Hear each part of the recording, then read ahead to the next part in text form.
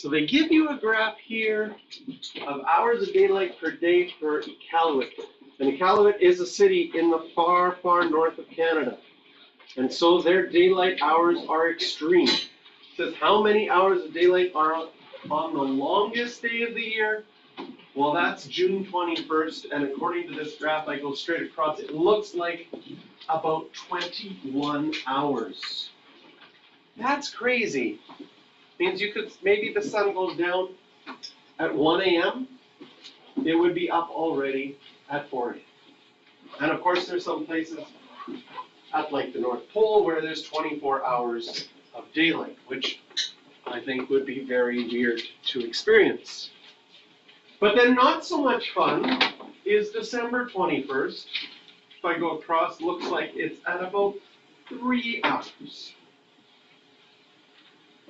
Now, Winnipeg's not as extreme as this, but we are still comparatively fairly extreme. Because I lived a year near the equator, and it actually was boring. It's like the sun goes down at 6 o'clock, they said. Well, what about on the longest days? 6:05? The shortest days, 5:55? Like, it was boring, because I'm used to the extremes of Winnipeg, right? And what happens with this graph is it makes a graph of a sine graph or a cosine graph. And it has some characteristics to it that you've experienced with daylight hours, but you probably didn't think about, okay? Right now, in October, we're in this section right here. I don't know if you noticed, but it's getting dark earlier and earlier, and it's significant. Like, you're like, it's dark already? And the next day it's like, it's dark already? It seems like it's changing quickly right now. And it is, because we're in this part. And it really feels like it's changing quickly, because we just came through summer, and it kind of plateaus and stays and then comes down a little bit, and it's slow changing. So you're not noticing a big difference at that time. And now we're noticing a big difference.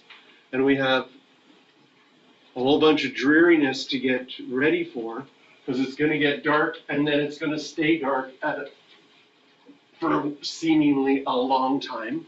And then we're going to hit spring, and all of a sudden it's like, oh my goodness. You get excited because it's like, it's still light out. And it changes very quickly. So we're right now in this part where it's changing quickly. And this idea of something repeating itself, whenever we say something repeats itself, it goes in a cycle, and cycles are in circles, and circles are sine and cos as points on the unit circle. So this is how our sine and cos graph continue. And is it reasonable to expect this to keep the same? Yes. Okay. Temperature would be another one, but temperature has some more variables in it, right? But it's not very often you're like, I think it's going to snow for 2 weeks in July. Not very often. No, doesn't happen. But you could still get cold weather, colder than normal, warmer than normal, and so it wouldn't be a perfectly smooth curve like the daylight hours, but it could be close. So what we're going to do is we're going to, if you turn the page,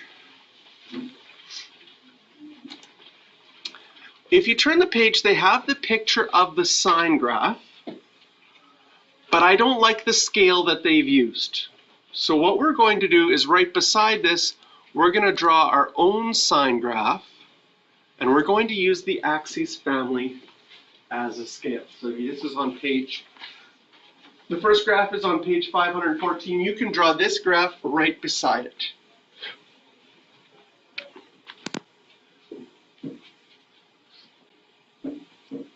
Now from your unit circle, sine is your y-coordinate. So does it make sense that at 0, sine is 0? At pi over 2, at that axis family, that's right at the top, now your y value is 1. At pi, your y value is back to 0. 3 pi over 2, your y value is at the bottom, it's going to be minus 1, and then 2 pi, it's back to 0. And if you kept going around the circle, this would just repeat itself. If you went and found 5 pi over 2, you'd say, oh, 5 pi over 2 is coterminal with pi over 2. It would hit 1 again. And it would continue over and over like this. In fact, I've got a little diagram here. Okay, on my diagram, take off everything except for sine. So, right here, sine is 0. And on this diagram, you see how I have a little blue line drawn right here? That is your y value. And that's what's getting plotted. And as I change my angle theta here, my angle theta is getting bigger. As you can see, it's getting close to 90 or pi over 2. My y value gets close to 1. Then here, it's still positive. And you can see in the sine graph the cast rule. Do you see this is quadrant 1? It was positive. Quadrant 2, it's still positive. When I move my angle into quadrant 3, my y values become negative, and my graph is below the x-axis.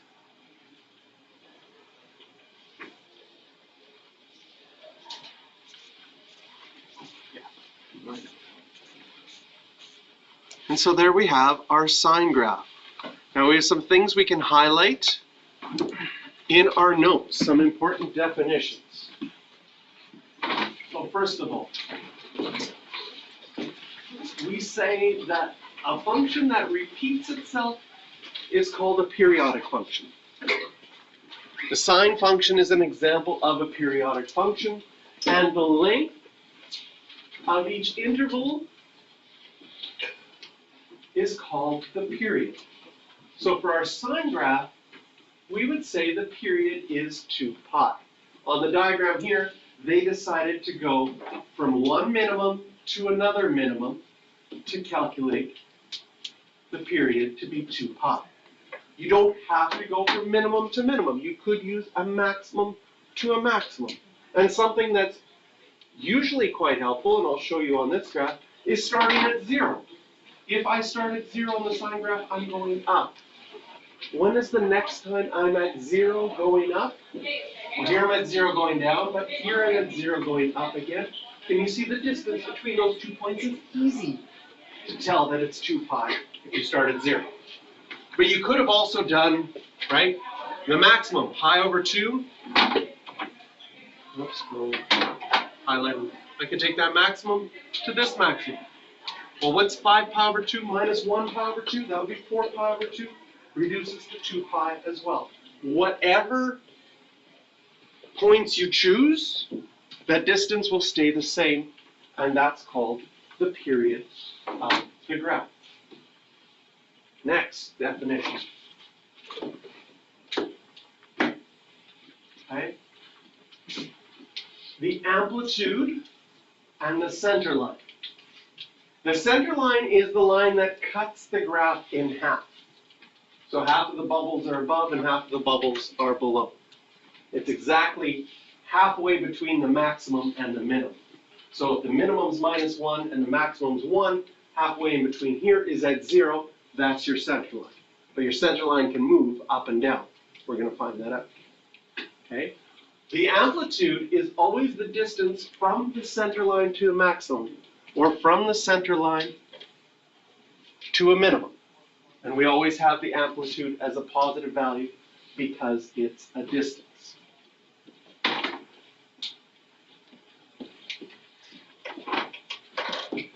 For your sine graph,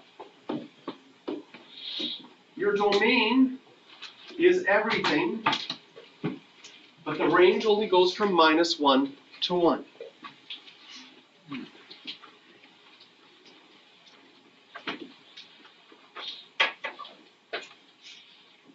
And then finally, the zeros, we're going to do this off the side as well, with a little bit of thinking involved to find the zeros. Zeros are x-intercepts. And if this continues forever, I hope you can see that there's going to be an infinite number of x-intercepts. It would just keep on going. So we want to write down them all gets a little bit complicated, but we're going to use the same idea that we did for coterminal angles. When we had to write all the coterminal angles, remember how we introduced the k and said that k was an integer? We're going to do something similar here. But we're going to start by just listing them to see if we can find a pattern. We've got 0, pi, 2 pi, 3 pi, dot, dot, dot. We'd also have negative pi, negative 2 pi, dot, dot, dot. It seems like we've got every whole number or every integer times pi possible.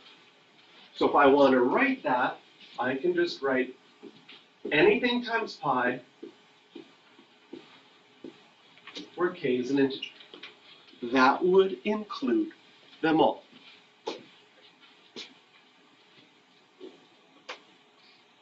Doesn't this, the right sign also mean though that it's like 0.5? Or? Doesn't, well, this would be 0, then pi, then 2 pi, but 0.5, if we look at the, again, it's easier to see when you write just the axes now. There is no x-intercept at pi over 2. Yeah, I know that, but I thought the little thing that has k, then the 3 thing, I thought that meant every single number that is possible. If this means all integers. All integers? And integers are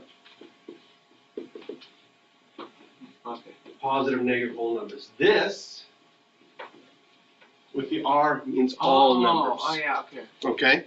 So we sometimes use the r to say all numbers like we did right here.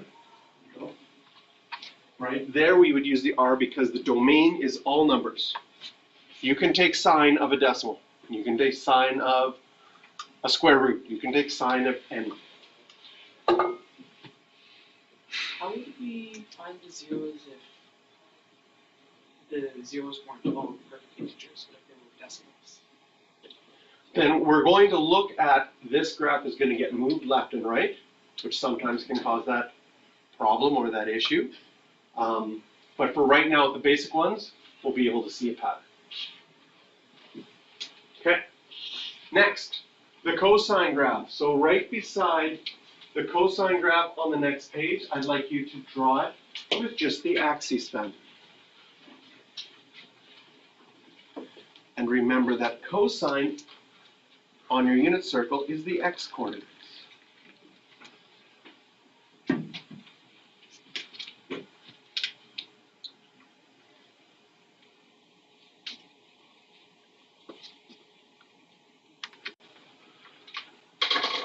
Looking at the applet this time, I'm going to add cos. So I click on cos.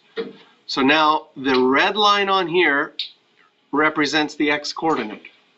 And as the angle gets bigger, we can see that the x-coordinate gets smaller until you get to 90 degrees or pi over 2, right? Then my x-coordinate's negative. And just like the cast rule, quadrant 1 is positive, but for cosine, oops.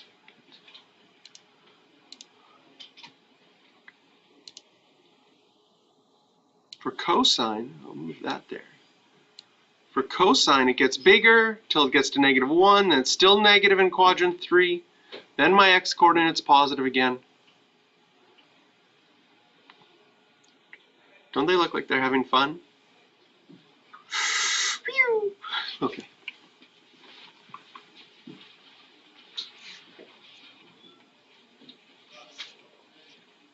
So same thing for our cos graph. We have a period of 2 pi again. Now personally, I would probably start at the maximum and then see that the next time it hits a maximum is at 2 pi, so you go 0 to 2 pi again. So both sine and cosine, in fact, both sine and cosine are exactly the same graph, just shifts of each other. Which you can see in the graph. How much of a shift is it? The cos graph is just the sine graph shifted pi over 2 to the left. Yes? Yeah, it almost feels like the tangent thing should be another shift, but Well, we'll see what tangent is. But it's, okay. If I take the sine graph and I want to get the cosine graph, sine of theta would equal the cosine graph with a shift of pi over 2 to the left. Something like this. And you could also say, or you could take it and shift it somewhat to the right. You get different values. One of the things that, yeah. So we've got that as something that is always true. So let's just check this out, okay? If I do 30 degrees, is it equal to, or now I'm thinking in degrees, pi over 2 is 90 degrees. Is it the same as cos of 120 degrees, or did I do a little bit of a shift in the wrong direction? Sine graph that started here, shifted left, pi over 2. No, my sine graph shifted left is equal to cos. I have a little bit off here. Let's try that again. My sine graph shifted pi over 2 to the left is equal to my cos graph.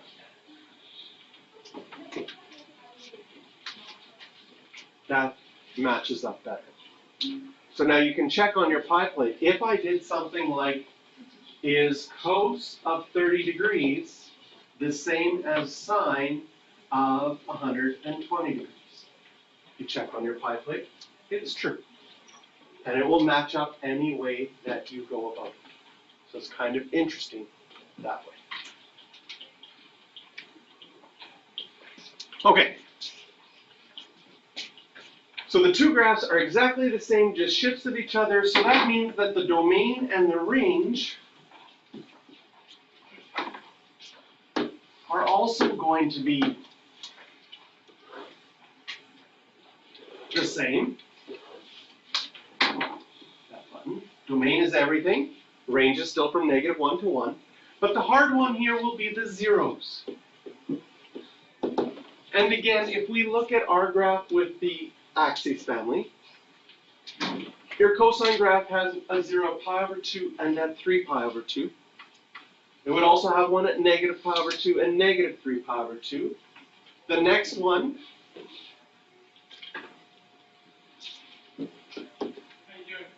zeros, I'll just list them. The zeros are pi over 2, 3 pi over 2, the next one would be 5 pi over 2, and it keeps on going, and you have negative pi over 2 and negative 3 pi over 2, and it would keep on going. And at this point, it would be really nice, because I think you see a pattern. Like, for example, do you think 21 pi over 2 is a 0? You're nodding. People are saying yes. What about 32 pi over 2? No. Okay, so you're noticing a pattern. And if you could describe that pattern with words and numbers, it would be really easy. I like odd pi over 2. Does that seem to make sense? We have an odd number, positive or negative, times pi over 2. But that's like English and math combined. Mathematicians don't want to use words. They want to have a way to, how do we write every single odd number that exists? Well, if I start with this, and I think of it as an integer, that's every number. Positive, negative, every whole number. If I take that and I double it, will I get an even number or an odd number?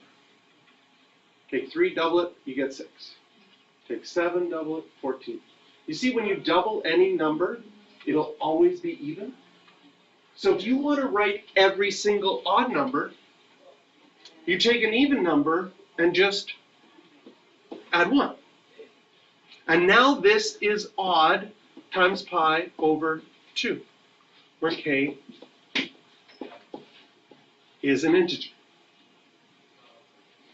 This is method 1 for writing the zeros of cosine.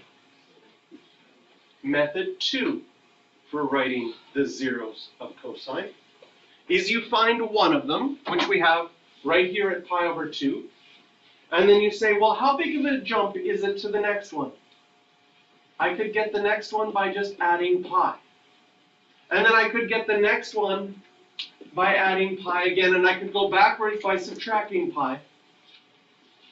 This idea of starting at one point and jumping and always ending up at another one is very similar to coterminal angles. With coterminal angles, you have added 360 degrees times k and ended in the same spot.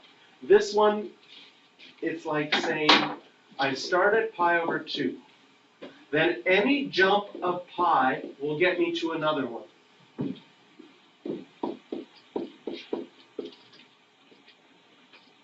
So if you're asked to write the zeros of cosine, you could choose either one of those.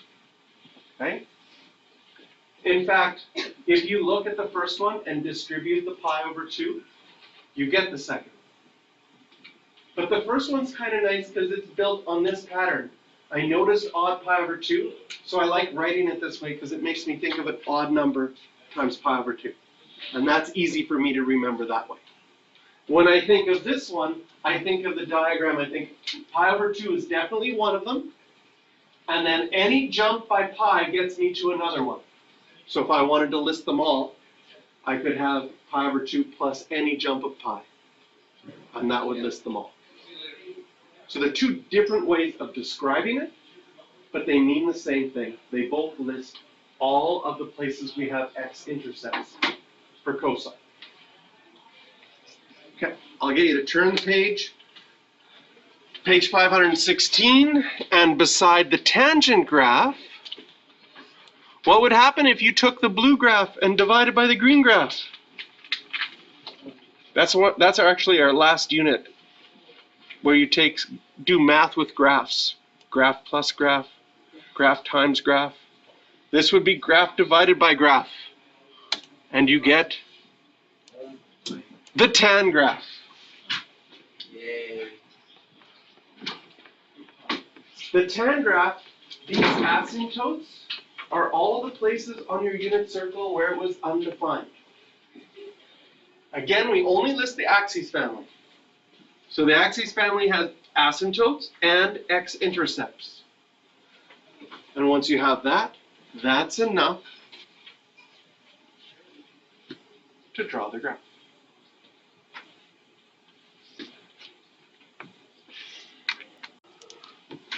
Properties of tangent is that, first of all, the period isn't 2 pi. The period is only pi. So that's the first major difference from sine and cosine, is the period is different. Also, there is no maximum and there's no minimum. So there's no amplitude. The amplitude is only with the sine and cosine graphs. There's no amplitude with the tangent graph. Okay? The range is everything, but the domain is now tricky. So we'll do the domain off to the side here. Okay? And actually, the way that the textbook wrote it down is not the best.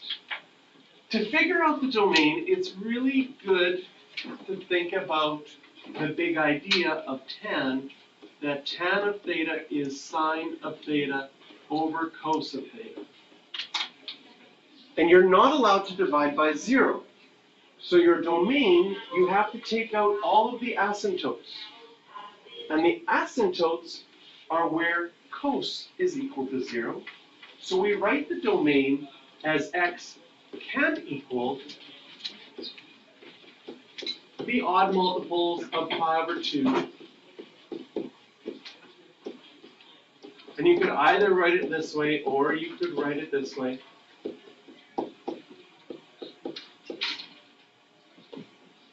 That wherever cos is equal to 0, tangent will be undefined.